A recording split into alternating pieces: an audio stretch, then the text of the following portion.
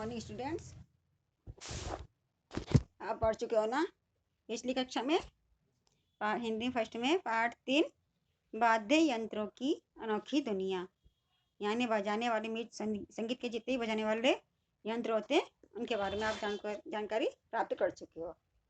अब करेंगे उसकी प्रश्नोत्तर और एक्सरसाइज। प्रश्नोत्तर में सबसे पहले है मौखिक प्रश्न। फूंक से बजाए जाने वाले वाद्य यंत्र कौन कौन से हैं? तो इसका सही उत्तर है फूंक से बजाए जाने वाले वाद्य यंत्र हैं बांसुरी और शहनाई। फिर अगला प्रश्न है कौन सा वाद्य यंत्र भारत का राष्ट्रीय वाद्य यंत्र है? इसका सही उत्तर है सितार भारत का राष्ट्रीय वाद्य यंत्र है। फिर अगला प्रश्न है संतूर का भारतीय नाम क्या है? तो इसका उत्तर है संतूर का भारतीय नाम शततंत्री वीणा है। अगला प्रश्न जाकिर हुसैन कौन सा वाद्य यंत्र बजाते हैं? तो इसका उत्तर है जाकिर हुसैन तबला वाद्य यंत्र बजाते हैं। अब आते हैं हम लिखित प्रश्नोत्तर पर। वाद्य यंत्रों को किस किस तरह बजाया जाता है? तो इसका उत्तर है वाद्य यंत्र को थाप देकर, फूंक से और तारों में कंपन उत्पन्न करके बजाया जाता है। अगला प्रश्न है तबला किस प्रकार बजाया जाता है? तो उत्तर है तबला थाप देकर बजाया जाता है। अगला प्रश्न है यूरोप में किस वाद्य यंत्र के प्रमाण मिलते हैं? तो उत्तर है यूरोप में बांसुरी वाद्य यंत्र के प्रमाण मिलते हैं। फिर अगला प्रश्न है शहनाई का आकार कैसा होता है?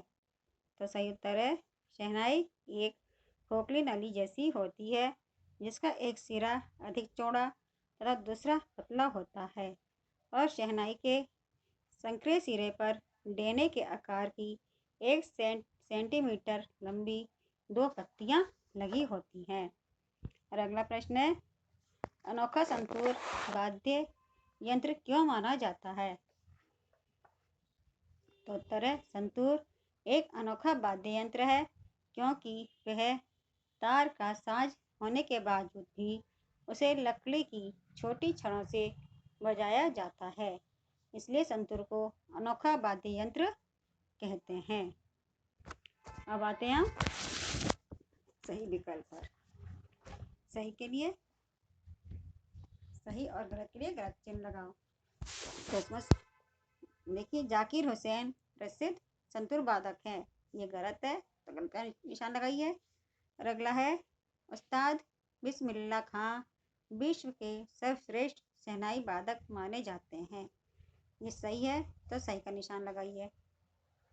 फिर अगला है तबला मूल रूप से कश्मीर का लोक वाद्य है, यह है गलत।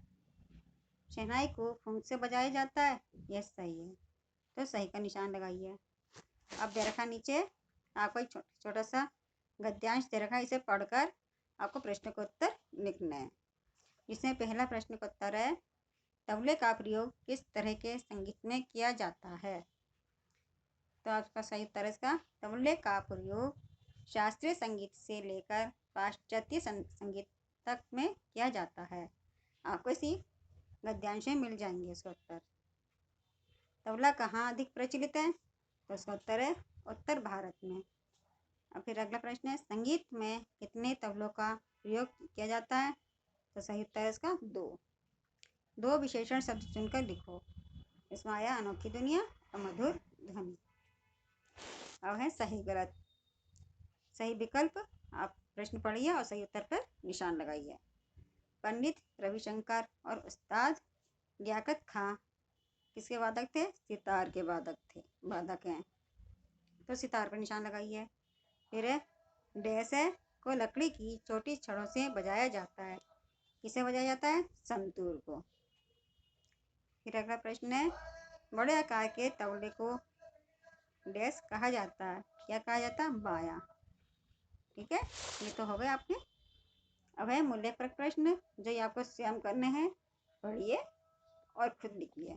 संगीत हमें किन किन गुणों का विकास कराता है या किन किन गुणों का विकास कराता है वह हमने पाठ पढ़ा है, उसे यहाँ पर स्वयं करना है। फिर है विपरार्थक प्रश्न यानी विलोम शब्द जैसे अधिक का कम न्यून लिख सकते हैं। इसी तरह से दायां का बायां, पतला का मोटा, अंतिम का प्रथम, ज्ञात अज्ञात, बड़ा छोटा, जीत हार, प्रशंसनीय निंदनीय, नजदीक दूर, एक अनेक। अब आ जाओ नीचे सेकंड वाले पे। आपको ये संयुक्त अक्षर दे रखे हैं, इनसे आपको शब्द बनाने हैं। जैसे बाध्य विद्यमान बना रखा है। इसी तरह से आधा चा छा का बनाना है। अच्छा, स्वच्छ, स्वच्छ, स्वेच्छा, फिर सिद्ध शुद्ध सिद्धार्थ। इसी तरह से अस्त आस्तीन आश्वास्त, स्थान प्रस्थान स्थायी। यानी आप शब्द कुछ ही बना सकते हैं, जिन्होंने सही अक्षर दे रखे हैं अब ये आने जरूरी है। अब पाठ में से व्यक्तिवाचक संख्या, साध्यवाचक संख्या और भाववाचक संख्या लिखनी है आपको। जिस तरह से पंडित रविशंकर और सितार, ये तो आ गए व्यक्तिवाचक संज्ञा में। जातिवाचक संज्ञा में आ गए देश और वाद्य यंत्र। भाववाचक संज्ञा में आ गए अनोखी लोकप्रियता। आपको पाठ में और भी मिल जाएंगे, वो भी लिख सकते हो आप। अब आगे दे रखा है, इन आपको शब्द दे रखे हैं, इसमें प्रत्यय जोड़कर नए शब्द बनाने हैं। जैसे महत्वपूर्ण बनाए, इसी तरह से बन गया आपका शास्त्रीय, भारतीय, उल्लेखनीय, विकासनीय, विकासशील, परंपरागत। ठीक है। अब आए नीचे उचित सर्वनाम भरकर आपको ये वाक्य पूरे करने हैं।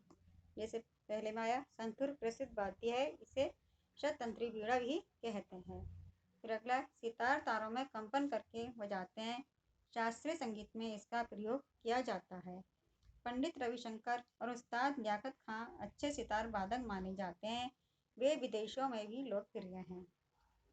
भारत में कई प्रकार वाद्य यंत्र प्रचलित हैं, कुछ फूंक से बजाए जाते हैं तो कुछ थाप देकर। फिर अगला है, विभा ने गायन प्रतियोगिता में प्रथम स्थान प्राप्त किया है, वह शास्त्रीय संगीत सीखती है। ठीक है, ये तो हो गया अब पार्ट 3 पूरा कंप्लीट।